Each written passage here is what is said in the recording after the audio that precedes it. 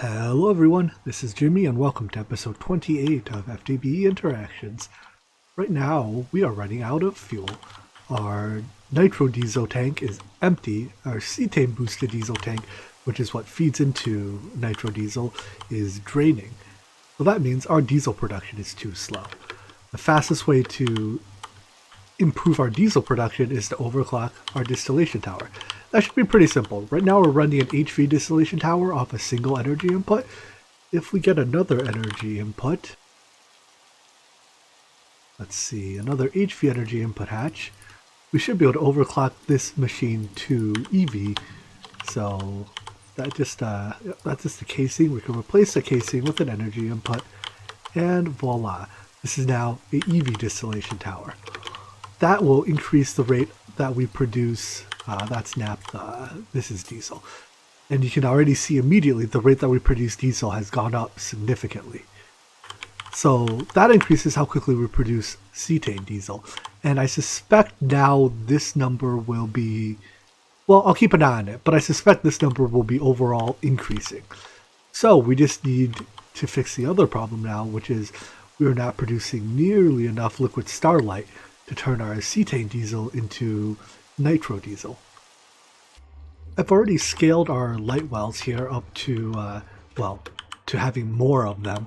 There's 49 here, I believe. It's a 7x7 plus 5. So 59 light wells are processing these eggs. I don't even know what they're called. Let's see. Oh, falling through. Astral enriched eggs into liquid starlight. However, it's still too slow.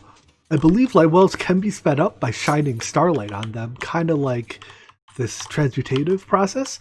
So let's see about making a collector crystal, and in fact upgrading this system to have a better collector crystal, and see if that can make our liquid starlight process faster. To do this, we need high quality celestial crystals. For starters, we have normal celestial crystals growing up here on our Astral Sorcery platform, but when we harvest these, they'll have more or less random stats. So let's start by harvesting these and see what stats we have. And that's all of them. This one gem cluster is probably never going to grow for some reason, and I have no clue why. Anyways, if we look at these, they have a random amount of purity and cutting. Some of them, well, this one has actually pretty high purity, but it's less than 100. Your ideal crystal has 900 size, 100 purity and cutting. We can get purity and cutting to 100 with any celestial crystal in a sky cauldron. So let's see about making one of these to level up our celestial crystals.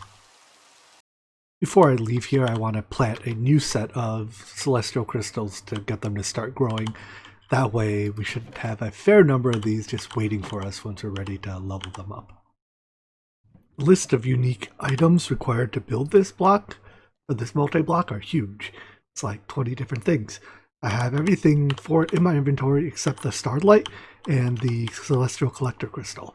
I'll probably borrow, or just a regular collector crystal rather. I'll probably borrow this one for now until I make a better one.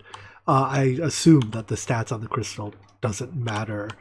At least it doesn't affect the quality of like the way the machine runs.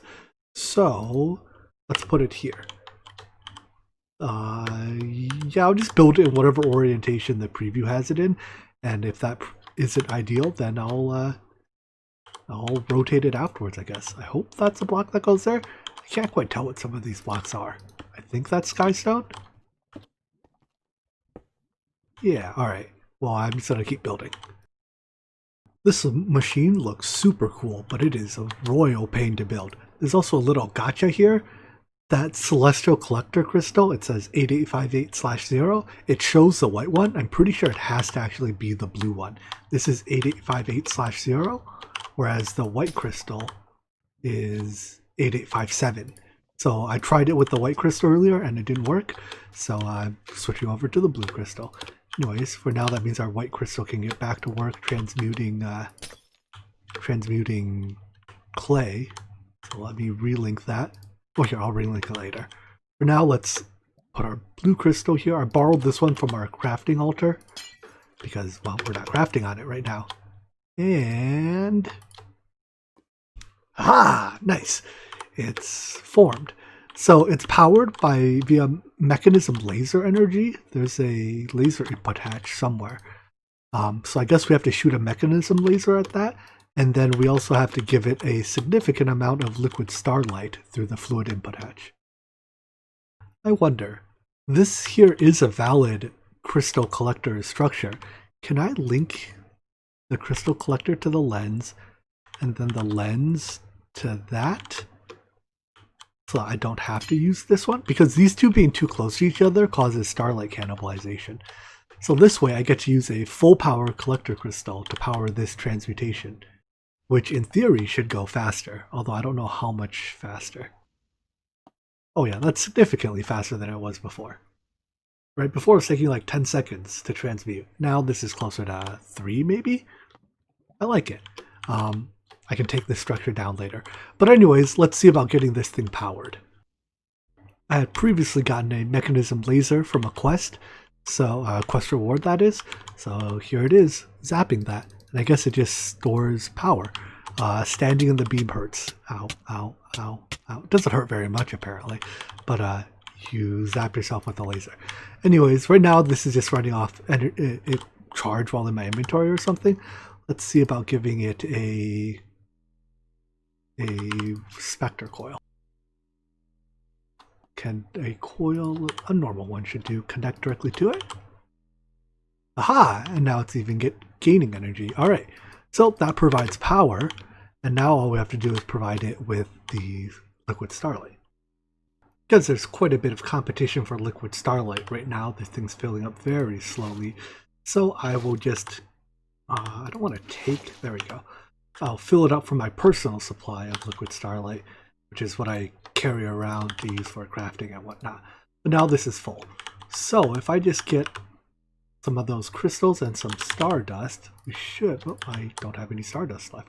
Alright, let's make some stardust. I think that's just, yeah, we have plenty of star metal ore, we just have to run it through a pulverizer. Alright, I fetched up some crystals and stardust. I assume if I just put this into the input hatch, it begins running. And I think it's doing its thing.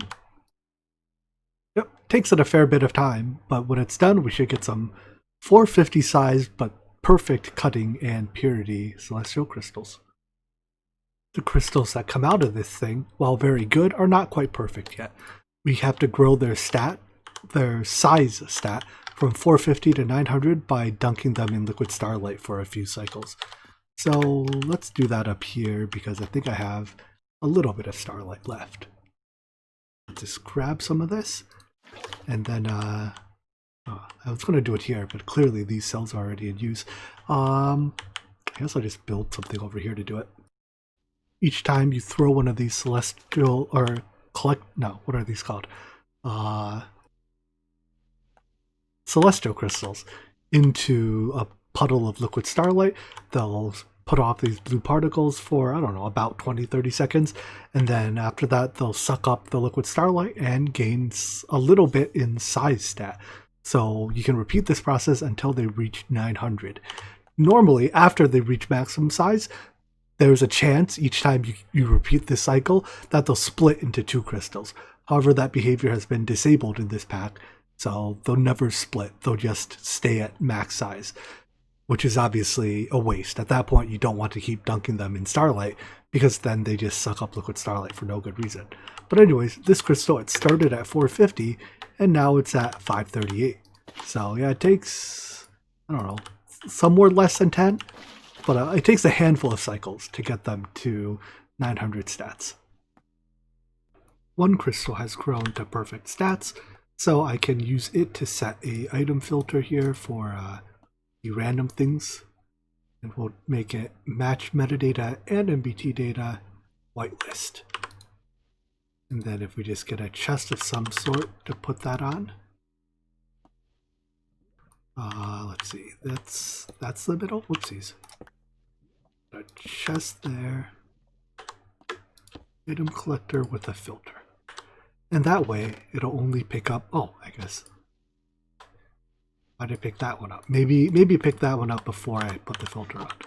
Although, why is this one still at 450? It should have grown at least once. Weird. Alright, whatever. We have, what is this, like 5? Both perfectly static. Wait, that's the wrong crystal I tossed in. 450. Oh, do I have 2 at 450? No, never mind. I have 4 perfectly static crystals. That's enough to get us going for now. I don't even know if I'll fully automate this process ever.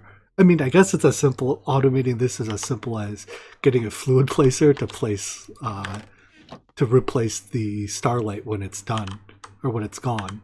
Because when they ever finish growing, they automatically get picked up by the item collector.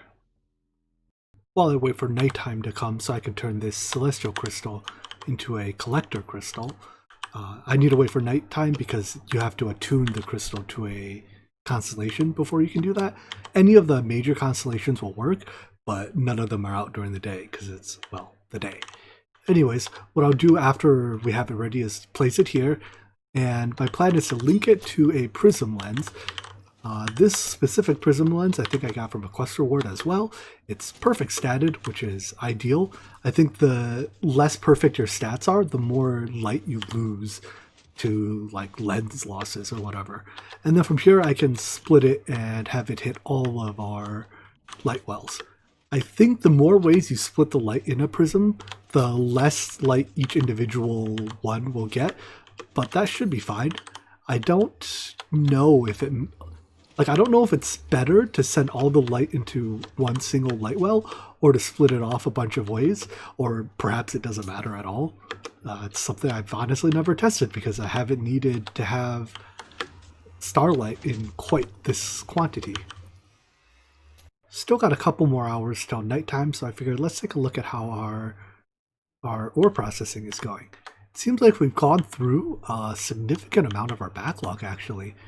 Only copper and iron remains. Everything else has been processed. So this system is actually processing ores way faster than our miner here is digging them up. But that's fine. In fact, does it feel like the miner is starting to run slower? It's conceivable actually that we've run out of fuel in at least some of these. Yeah, we're pretty low on fuel, huh? Alright, that's why. It's probably running slower on account of not having power. Likewise, I suspect... yeah, a lot of these machines have effectively stopped running, also on account of not having power. Alright, well I suppose that's all the more reason to get our starlight production fixed sooner rather than later. It should almost be dark enough for us to go do attunements now, so let's head back to the base and wait for it to officially become nighttime. Nighttime's almost here, and I see that Visio is a constellation that's out today. I'm pretty sure Visio is the constellation I have my altar set to right now. Yeah, that's Visio. So pretty soon this attunement altar should start humming. When that happens, I can attune these crystals. Come on, I see the constellation. It's right there. Hum already, would ya? I got scared it wasn't working. I even took my Visio paper out to double check to make sure I had all the things in the right place. But no, it looks like it just doesn't start humming until 20 o'clock or 8 o'clock, depending on how you read clocks. Anyways, let's attune a couple of these. Because I'm using these just to collect starlight for like the focus onto targets, the constellation that they're attuned to doesn't matter. In order to craft these attuned celestial crystals into collector crystals, I had to borrow our celestial collector crystal back, oopsies, and relink it to our altar. This should be the last time I have to share crystals between things. You see, without it, we were down here in starlight. With it, we're completely maxed out. I think I could craft this during the dead of night without the collector, but the attunement process took long enough that I needed to bring the collector back. That's alright. I'll make all 3 of these. Oh, whoops. It's already done. I'll make all 3 into collector crystals. And then that way we won't have to share them between, between different uses anymore. So now I have 4 total. I'll leave 1 there. 1 will power our sky cauldron. One will power our light wells, and I'll have a spare for who knows what. For the sake of science, I want to understand how much of an effect shining starlight on these light wells has on their starlight production. So I want to do an experiment. Let's see. How do I want to do this? My plan, I think, is that I will disconnect this smart cable and then measure how long it takes for this drum to fill up. So this will be our baseline. I should do this at a known time. As soon as I plug it in, the drum will empty out. Well, as soon as this fluid storage bus turns on, the drum should empty out reasonably quickly. Yep, and then I'll start at, let's say 8:20 in game, and we'll see when it's done. Oh, now. I know that light wells work more efficiently at night, so for sake of consistency, I think I have to do all my tests during the day. And that means, how about instead of see how long it takes to fill up, we'll see how much starlight we collect in 1 hour. So we are approaching 9:20, and it will be 10.7 buckets. Alright, let's hook this back up, empty it out, and I'll try it again with the prism lens shining on a single light well, and once again with a prism lens spread between all the light wells to see if there's an appreciable difference. So for this one, I have the prism lens shining only on one light well, and our tank is basically empty. Started at, let's say 11. And go. So we'll see how much is in here at 12. It's almost 12, so we get 11.4 buckets. That's not a very marked increase, is it? Let's rehook this up so that drains, and then I'll also hook you up to all of our light wells. Alright, we're hooked up to all of them. That should mean that each individual one is getting less light, although it looks extremely bright. And let's try this again. We'll start at 13:20, shall we say. It is empty? Yep. Alright, so we'll see how much we have at 14 o'clock. And by 14 o'clock, I totally meant 14:20. So it's not looking good, though. It doesn't look like we're going to get much more. Alright, here it comes. 12.2 buckets. So how does that compare to the amounts earlier? It is more. Shining it on one gave us 0.7 buckets more, whereas spreading the light between everything gave us another 11.4 to 12, another 0.8 buckets. Although the actual effect is far smaller than I expected it to be. I didn't mess up the structure, did I? No, there are particles. Like, the celestial collector crystal is active. Yikes. To be honest, I was expecting the light to have like a 5 to 10x increase in efficiency for these light wells. Because I know when you shine light like that on a tree beacon, it becomes exceptionally efficient. In fact, let me demonstrate. Let's link you to the tree beacon, assuming that's not out of range. And just looking at it, you see how much more quickly it drops logs?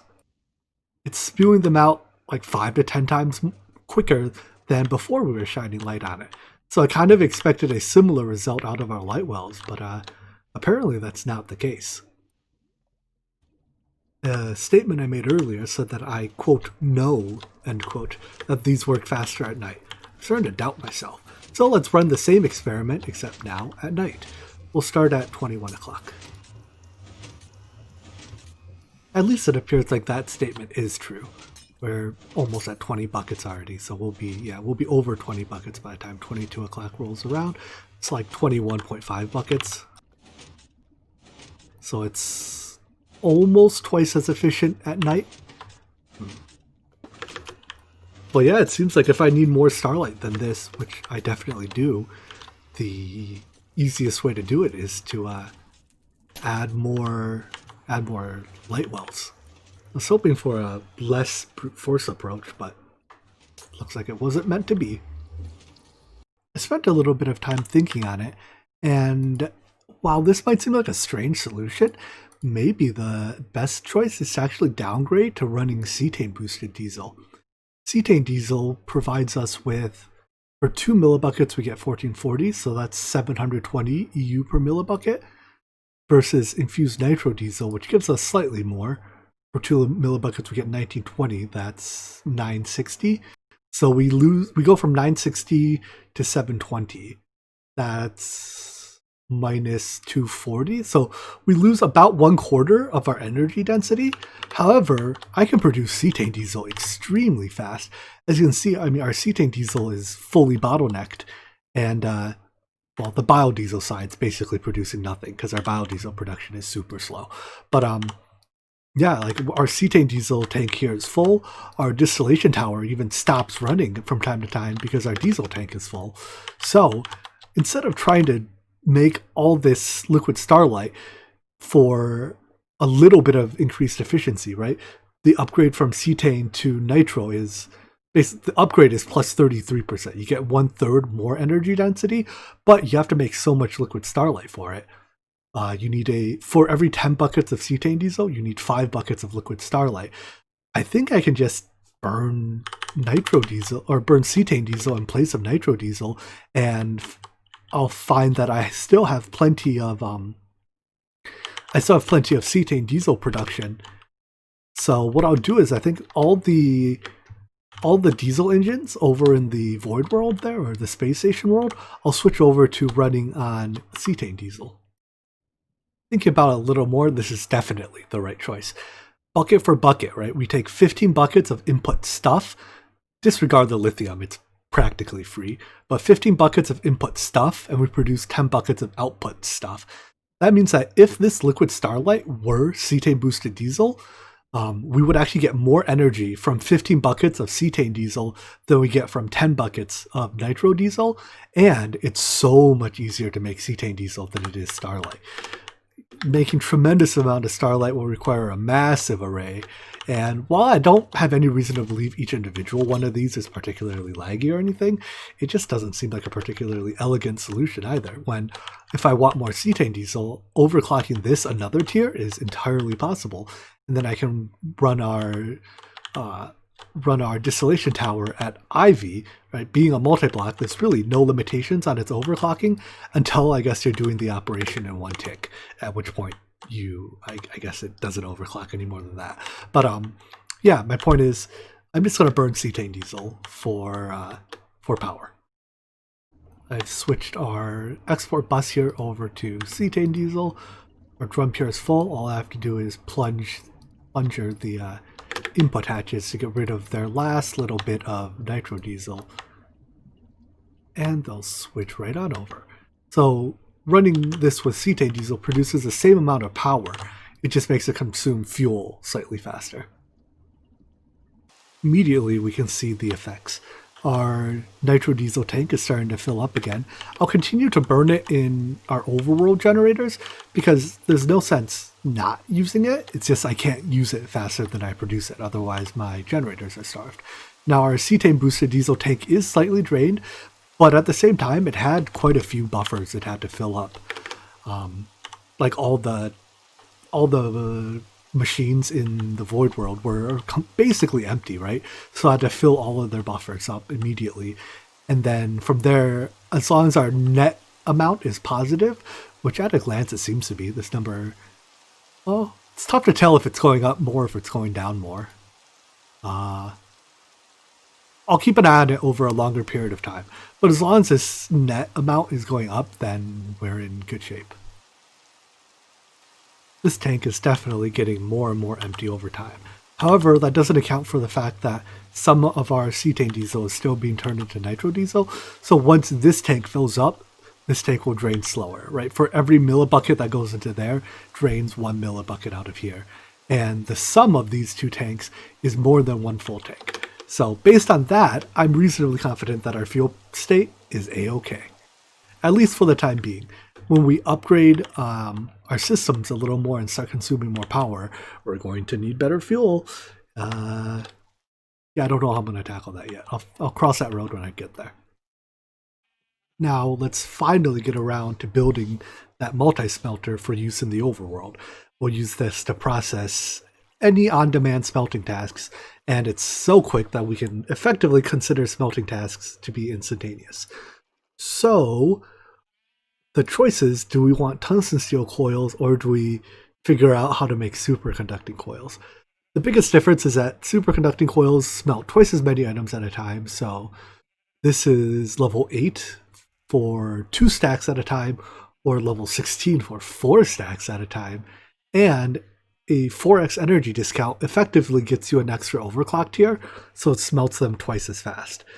So this will be a lot faster, 4 times as fast as tungsten steel coils. Let's try for superconducting coils. If there's really a big roadblock, I won't, jump through a bunch of hoops for it, but I don't think the roadblocks are that big anymore.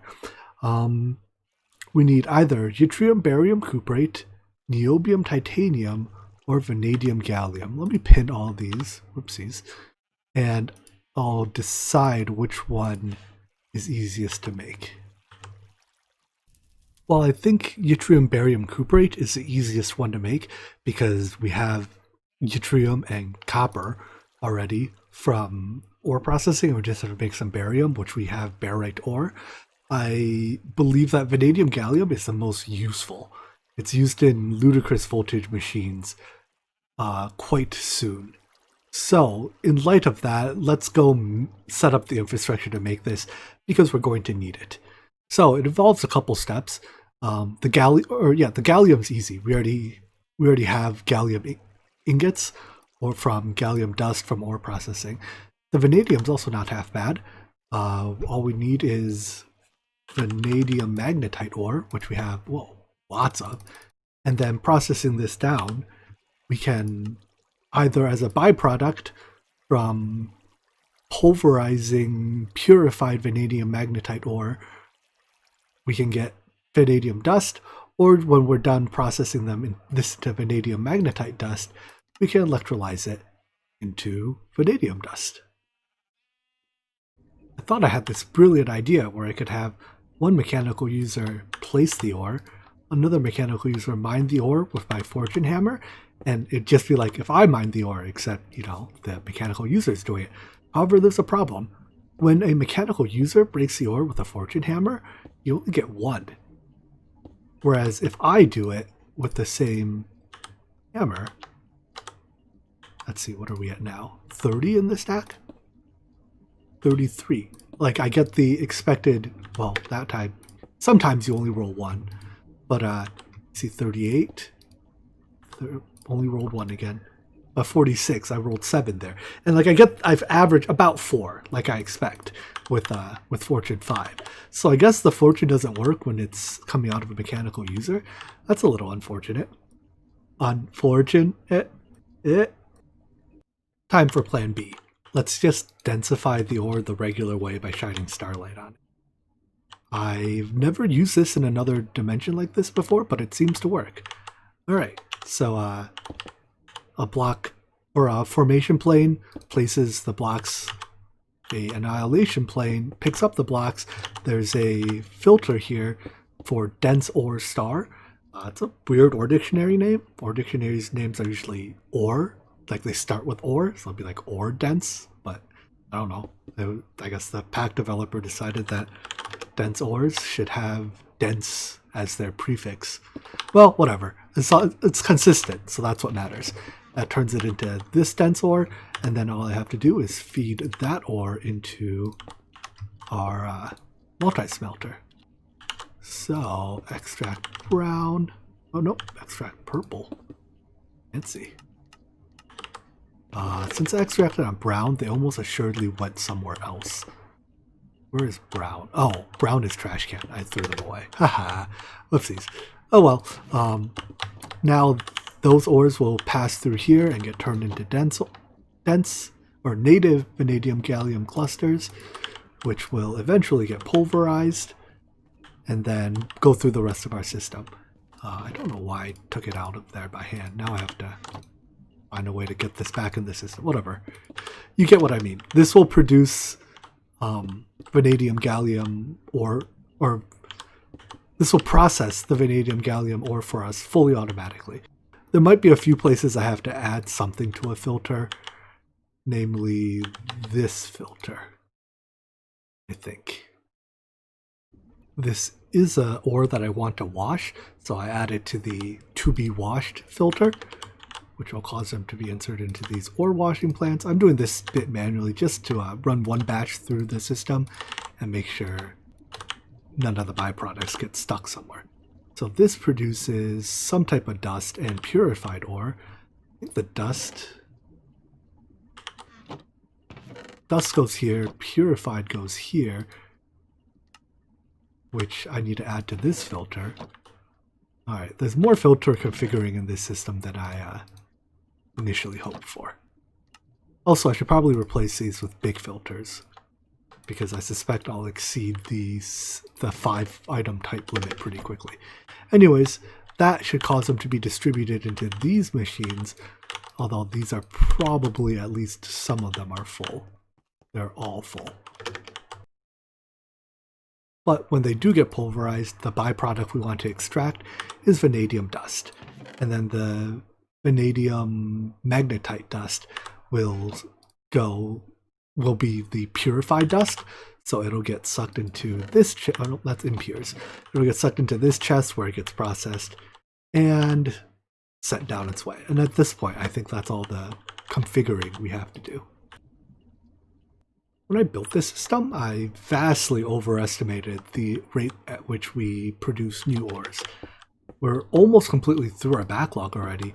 The input bus is empty, this bus is clearing out, and this chest is all that remains of our backlog. Everything else has been, and what's in the pipeline. But we started with over 100,000 ores, and that was, in my time, maybe 4 hours ago. So yeah, we blew through our backlog. That just means that this ore processing system can handle a much greater volume than I'm throwing at it now, which is good news. The actual crafting of vanadium gallium requires a very hot blast furnace, 4,500 degrees. That's exactly the temperature provided by tungsten steel coils. So here's a tungsten steel blast furnace, and it's making vanadium gallium for us. At this point then, let's see how much it's cooked up. 20 ingots. Let's register the recipes and see how much we have to make in order to actually make a set of superconductor coils. Remember, because it's a multi-smelter, we only need 8 coils. It's only 1 roll tall. So that'll reduce the number of coils we need, well, compared to if we were making a blast furnace, by half. Big moment of truth. Let's see how we do. I don't expect it to work, but let's see what's missing. Vanadium gallium ingots, so we need 25 more of those. Tin rings, it's easy. Ooh, missing 129 tungsten plate? Wait, oh, it just doesn't know how to make tungsten steel plates.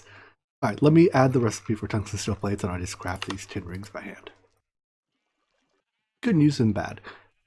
Good news, everything else is fixed. Bad news, we're missing a lot of tungsten steel. I haven't fully automated it, so I'm still just manually putting tungsten and steel into these input buses. So there's enough tungsten in here to make the 83 missing ingots of tungsten steel. However, this is going to take a while. At HV, this recipe, it is an HV recipe. So it's 150 seconds to make 2. That's, 2.5 minutes to make 2 at just over a minute each. That means to make 80 some, it's going to take about an hour and a half. Yeah, about that. To reduce that time in half, I'll enlist the only other HV blast furnace in my base that's not in use. Oh, this blast furnace isn't hot enough, is it? Never mind, I can't enlist it. Well, darn. All the other blast furnaces in my base are either in use or not hot enough. I mean, yeah, like all these they're technically not in use, but switching them over to do it, they're already, like, all their inputs are full. Telling them to do something else is very difficult. And then this is my fastest blast furnace, but it's currently making vanadium gallium. I guess once this is done making vanadium gallium, I can switch it over to making tungsten steel. And maybe this process will only take like half an hour of waiting, during which I'll go watch a TV show or something. Our EV blast furnace here has run for long enough to produce enough vanadium gallium that I'm switching it over to tungsten steel. and I found that if I accelerate it 4 times, it just about gets enough energy to run. Every now and then it'll stutter a tiny bit, but that's fine. Basically, because it's the only EV machine running, it gets to draw all the energy output from 4 diesel engines. So therefore I get to overclock it a fair bit. Anyways, because if I hit it with my time in a bottle, this should only take like maybe 5 minutes to make the tungsten steel I need, which is much better than the hour I would have had to wait if I just process it all in one HV blast furnace. It's still not ideal. You don't want to find yourself in situations where you're waiting on blast furnaces like this. So that's telling me that I should fully automate tungsten steel production at some time. Probably tomorrow. Haha, we're in business. 129 tungsten steel ingots are done.